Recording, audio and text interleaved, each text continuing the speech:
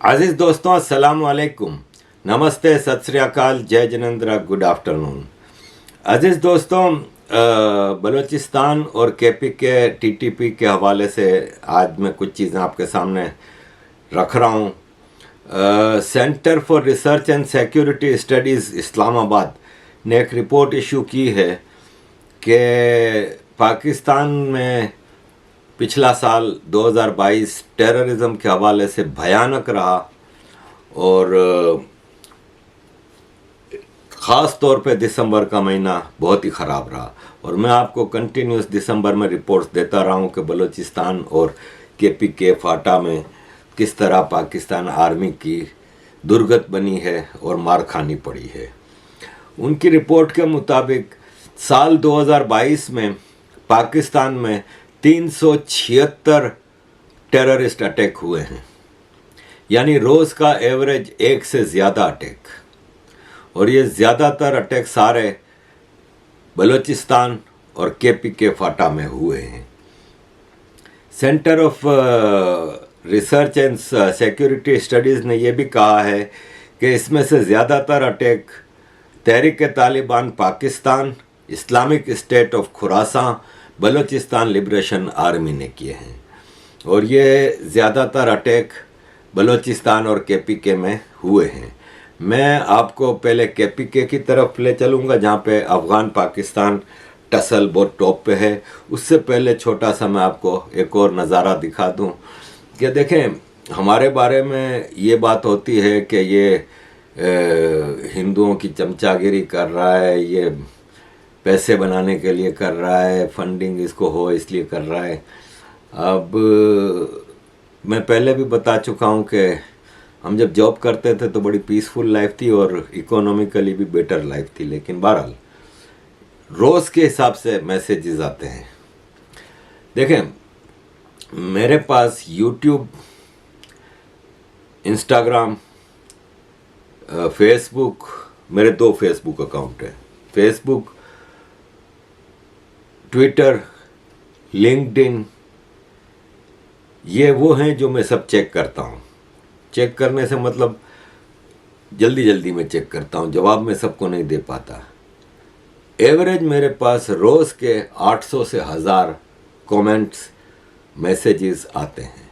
Humanly possible नहीं है कि मैं सबको जवाब दे सकूँ। इसके अलावा व्हाट्सअप पूरा दिन चल रहा होता है। मैंने अभी न्यू ईयर के जो मैसेज भेजे हैं ना, वो तकरीबन 1500 लोगों को भेजे हैं। मेरी व्हाट्सएप की लिस्ट है ना, तकरीबन 2000 के करीब है। तो इतने सारे मैसेजेस का मैं जवाब नहीं दे सकता। उसमें नेगेटिव मैसेजेस बहुत आते हैं। जहाँ कर सकता हूँ इनको मैं ब्लॉक करके साइड पे कर देता हूँ। जवाब में नेगेटिव मैसेजेस का नहीं देता और इसका असर भी नहीं लेता। आपके सामने ये रख रहा हूँ, रिहान खान है, लिखा तो है कि कोपनहेगन में है, लेकिन मुझे इसका पूरा पेज खाली मिला है। यानी ये इसने नया अकाउंट बना के मुझे गाली देने के लिए तो इसने ये भेजा है कि साले हरामी, अपनी बेटी की भी फ़ोटो हमें दिखा। इस तरह के मैसेजेस आते हैं। ये प्राइस हम पे करते हैं। सिक्योरिटी सिचुएशन इससे अलग है। सिक्योरिटी सिचुएशन ये है कि हर वक्त ख़तरे में रहते हैं, फैमिली ख़तरे में रहती है और उसको हम चला रहे हैं। अजीज़ दोस्तों, केपीके की तरफ आते हैं। केपीके में जो ड्यूरन लाइन है, उस पे अशरफ गनी की जब हुकूमत थी तो पाकिस्तान ने बदमाशी करते हुए बाड़ लगाई वहाँ पे और खारदार तारों वाली बाड़ लगा के उसको ड्यूरन लाइन को बंद करने की कोशिश की, जिसको कि अफ़गान, उस वक्त अशरफ गनी की गवर्नमेंट भी रिफ्यूज़ करती रही। और बाद में तालिबान ने तो साफ कह दिया कि हम इसको नहीं मानते। और कई बार हमने देखा है कि तालिबान के कुछ ग्रुप जाके उस बाड़ को हटा रहे हैं। ये लेटेस्ट है। वापस तालिबान के लोग जाके उस पाकिस्तान के गरीब पाकिस्तान के, क्योंकि खाने को तो पैसा है नहीं, इतने पैसा लगा के इन्होंने बाड़ लगाई, इसको अफ़गान काट रहे हैं। जहाँ जहाँ से मौका मिलता है बॉर्डर को खोला जा रहा है। इसके अलावा इंटरनेशनल लेवल पे अफ़गान जो हैं वो पाकिस्तान के बारे में एक करेक्ट लॉबिंग भी कर रहे हैं कि पाकिस्तान अफ़गानिस्तान के मामले में से निकले। पाकिस्तान ने सोचा था कि तालिबान को हम लाएंगे, अफ़गानिस्तान पाकिस्तान की एक सैटेलाइट स्टेट बन जाएगी, हमारे अपने लोग वहाँ पे रूल कर रहे होंगे वगैरह वगैरह। लेकिन पाकिस्तानी भूल गए थे कि पुलों के नीचे से पानी बहुत बह गया है। और मुशर्रफ ने जब तालिबान के ख़िलाफ़ अमेरिका की मदद की थी और पकड़ पकड़ के तालिबान के लोगों को अमेरिका के हवाले किया था डॉलर हासिल करने के लिए, उसमें पाकिस्तान के brigadier general, major, captain, colonel level के लोगों ने बड़ा माल बनाया और पकड़ पकड़ के ये लें जी, ये भी एक टेररिस्ट है, $10,000, $20,000, $1,000,000, $5,00,000, पूरा ग्वांतानामो बे जेल भर दिया, पूरा बगराम जेल भर दिया अफ़गानिस्तान में, क्योंकि अमेरिका की हुकूमत थी अफ़गानिस्तान में। और अफ़गानिस्तान की सारी जेलें भर दी अमेरिका के। वहाँ पे जितने अमेरिका ने अपने एरियाज़ बनाए हुए थे अपनी आर्मी को, उसमें हज़ारों तालिबानों को भरा हुआ था। तालिबान के अपने फॉरेन एम्बेसडर जो पाकिस्तान में थे, मुल्ला अब्दुल सलाम ज़ईफ़, उसको पकड़ के भेज दिया था। उसने बाद में किताब भी लिखी थी कि मुझे किस तरह नंगा किया गया पाकिस्तानी जनरलों के सामने, हमें अमेरिकियों ने नंगा किया, ग्वांतानामो बे में ले गए। वहाँ पे क्या हालात हैं आपको पता ही है। तो अफ़गानों के ज़ख़म बहुत थे। वो ज़ख़म की टीस हम जब क्रिकेट मैच होता है तो देखते हैं कि अफ़गानियों को कितनी नफ़रत है पाकिस्तान से। और फिर एक और चीज़ अब डेवलपमेंट जो लेटेस्ट हुई है वो ये है कि न्यूज़ ऑफ द डे ये है कि इंडिया के 500 प्रोजेक्ट थे अफ़गानिस्तान में जो 14 अगस्त 2021 में जब तालिबान ने टेक ओवर किया, तो 500 अनफिनिश्ड प्रोजेक्ट थे जो इंडिया छोड़ के चला गया था, वो वापस इंडिया ने शुरू कर दिए हैं। और तालिबान ने भारत से रिक्वेस्ट की थी कि हमारे 34 प्रोविंसेस में आपके जो 500 प्रोजेक्ट हैं प्लीज़ आप इनको कंप्लीट करें। तो इंडिया की फॉरेन पॉलिसी की नई नई चीज़ें जो हम देखते हैं उसमें ये एक बहुत ज़रूरी चीज़ हो गई है कि तालिबान के साथ इंडिया का कोऑपरेशन बढ़ रहा है, जिससे पाकिस्तान और डर गया है। और पाकिस्तान के इंटीरियर मिनिस्टर राना सनाउल्लाह ने अभी बयान दिया कि इंटरनेशनल लॉ हमें इजाज़त देता है कि आपके मुल्क में अगर कोई दूसरा मुल्क टेररिज्म करता है तो आप उस पर हमला कर सकते हैं। तो हम अगर ज़रूरत पड़ी तो टीटीपी के ऊपर अफ़गानिस्तान में हमला करेंगे। तो इस पॉइंट ऑफ व्यू से तो फिर भारत को भी अलाउड है कि भारत पाकिस्तान में हमला करे, क्योंकि भारत में जितना टेररिज्म हो रहा है वो पाकिस्तान कर रहा है। ना चाइना कर रहा है, ना ईरान कर रहा है, ना सऊदी अरब कर रहा है, ना अमेरिका कर रहा है, पाकिस्तान कर रहा है। सबको पता है जितना टेररिज्म है, जितना लॉबिंग है, जितना इंसर्जेंसी फैलाने की कोशिश हो रही है हिंदू मुस्लिम के नाम पे। खाली आप कश्मीर पंजाब वगैरह ना देखें, पूरे भारत में जहाँ भी कुछ हो रहा है पाकिस्तान का हाथ है। तो पाकिस्तान के ऊपर हमला करने का भारत को उसी तरह हक है जिस तरह पाकिस्तान के इंटीरियर मिनिस्टर राना सनाउल्लाह ने कहा है कि हम अफ़गानिस्तान पे हमला करेंगे। तालिबान ने जवाब दिया है कि बेटा आ तो, तुम लोगों में अगर इतनी टप्पड़ है तो आके हमला करके तो दिखा, हमें अपने मुल्क का डिफेंस करना आता है, हिम्मत है तो आके दिखा दे। तो पाकिस्तान आर्मी के अनऑफिशियल स्पोक्स पर्सन लाल टोपी जैद हामिद ने आज एक इंटरव्यू में कहा है कि अफ़गानिस्तान से हमें इतना बड़ा इशू नहीं है, अफ़गानिस्तान से लड़ने में 2-4 थप्पड़े मारेंगे तो तालिबान ढह जाएंगे। क्या मैं इसको गाली दूं? 20 साल अमेरिका थप्पड़े मार रहा है अफ़गानिस्तान को, तालिबान को। 20 साल भागना पड़ा अफ़गानिस्तान से अमेरिका को, और तुम थप्पड़े मारोगे? तुम्हारी औकात है?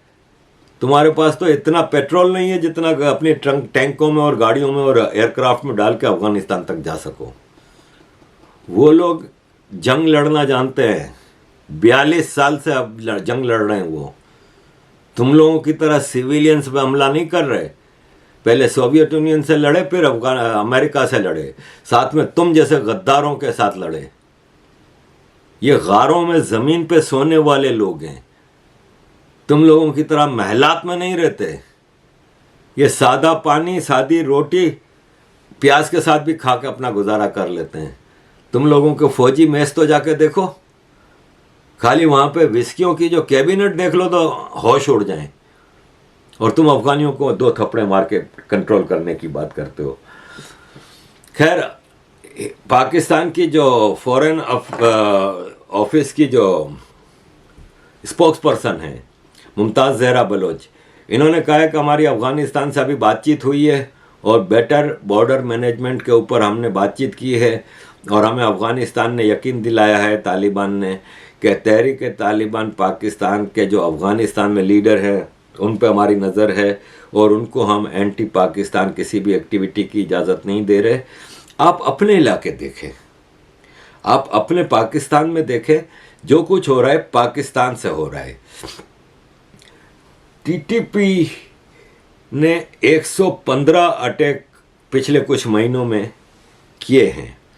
अगस्त के बाद से 115 अटैक पाकिस्तान की फोर्सेस पे किए हैं, और ये सीज़ फायर ख़त्म होने के बाद हुआ है। और ये भी मैं एक बात बता दूं कि टीटीपी का मतलब है जिहादी।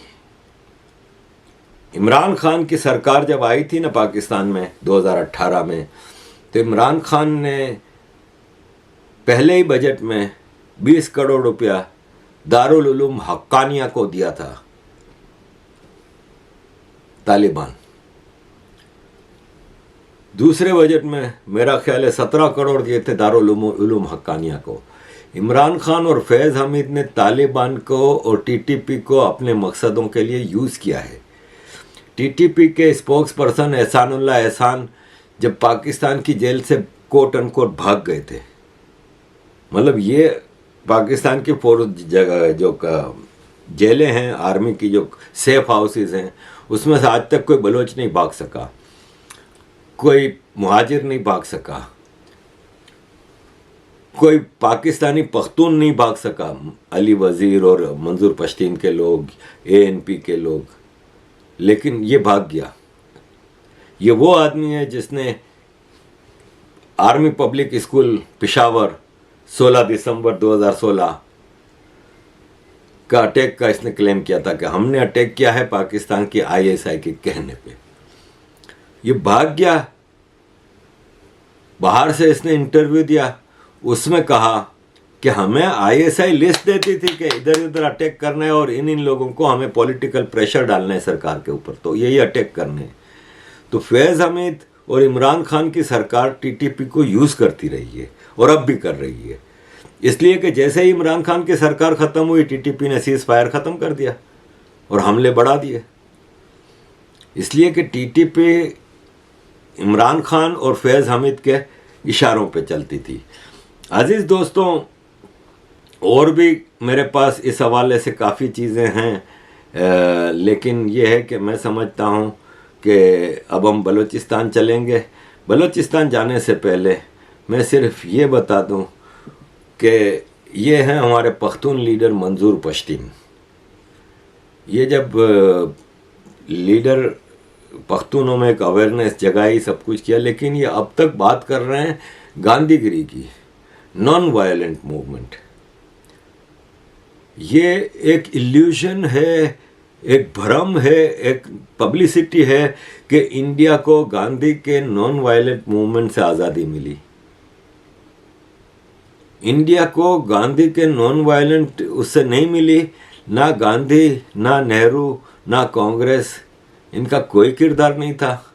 नेताजी ने एक बड़ी मूवमेंट चलाई थी, सेकेंड वर्ल्ड वॉर हुई जिसमें अलाइड फोर्सेस जीती थी, लेकिन इंग्लैंड का कचूमर निकल गया था।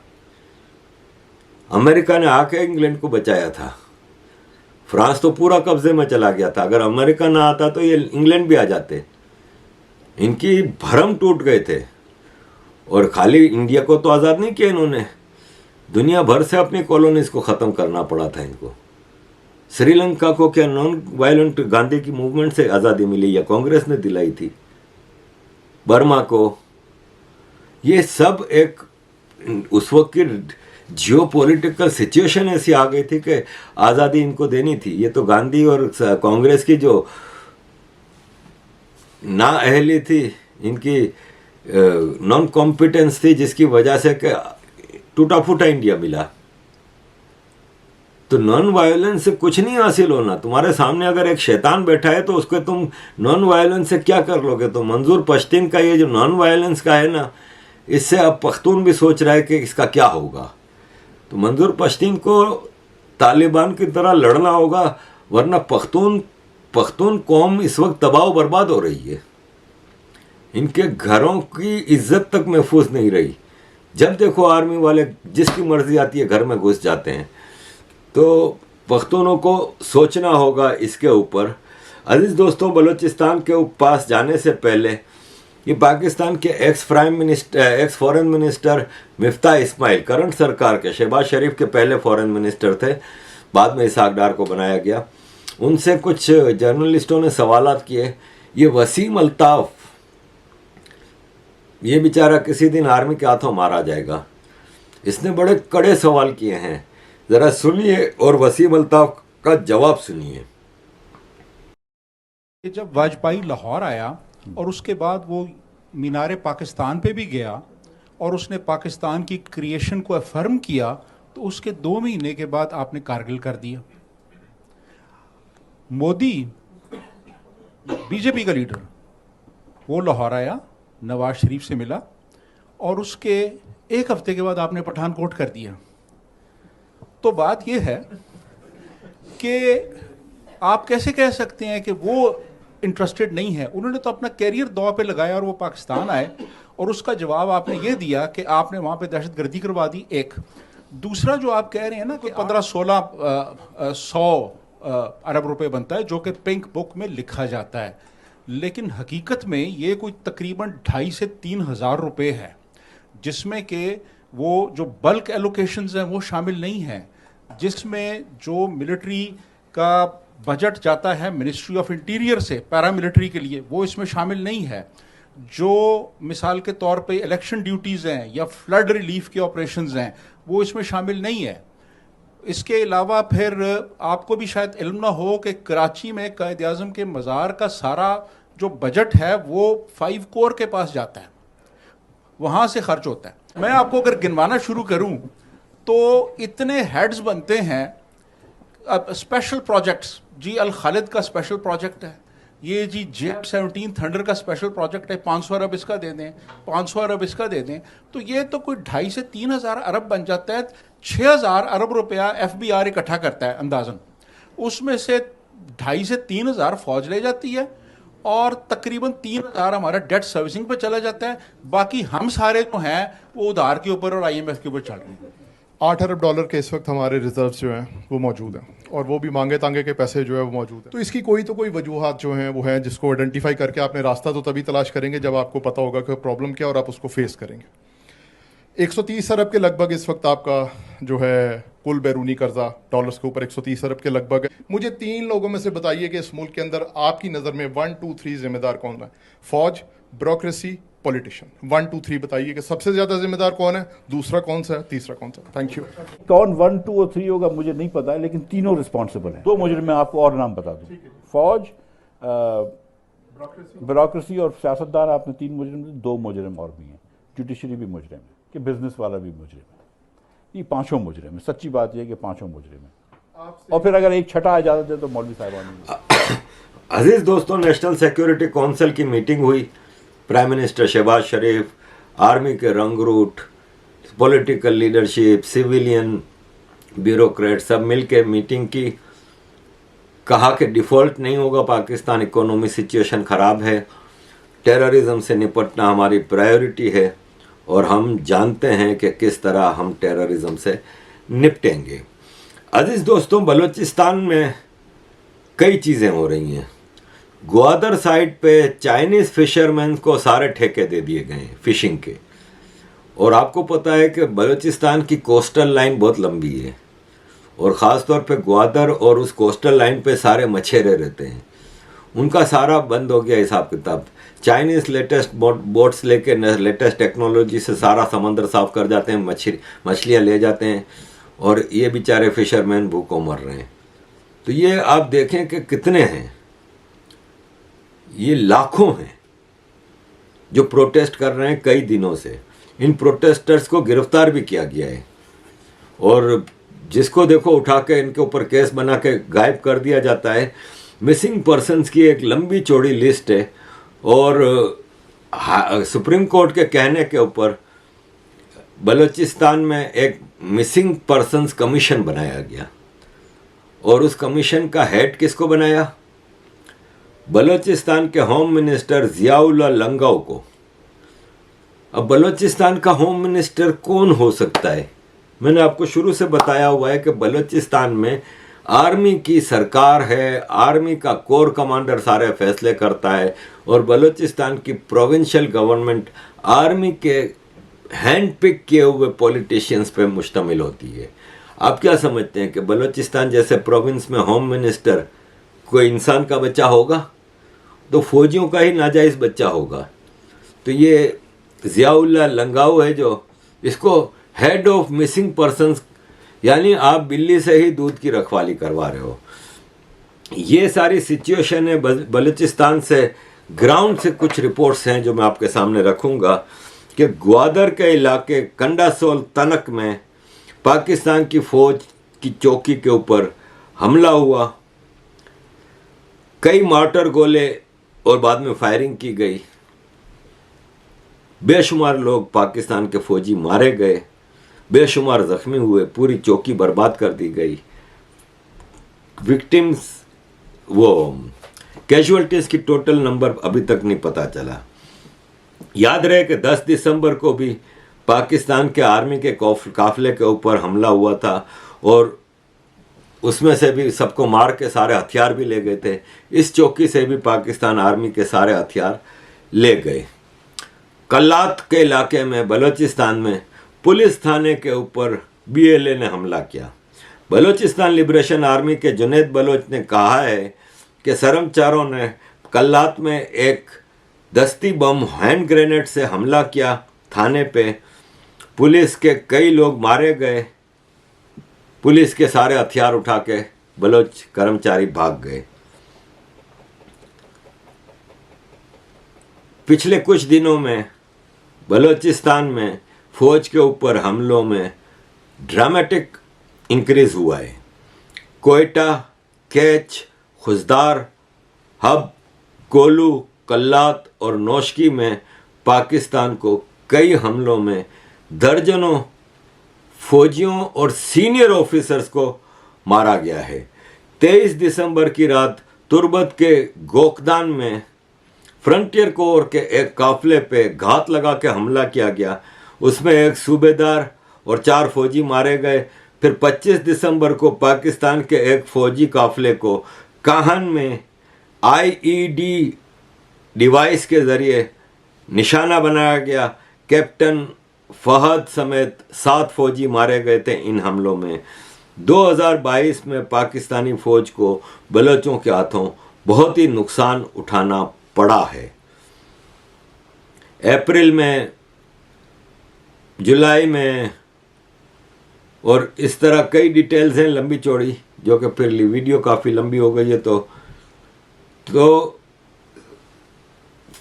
जवाब में फ़ौज क्या करती है कि कर्मचारी तो हमला करते हैं अचानक, और एक कमांडो की तरह हमला करके फ़ौज अभी संभाल ही रही होती है। काफ़ी लोग मर चुके होते हैं, ज़ख्मी होते हैं, बाकी अपनी जान बचा के भाग रहे होते हैं।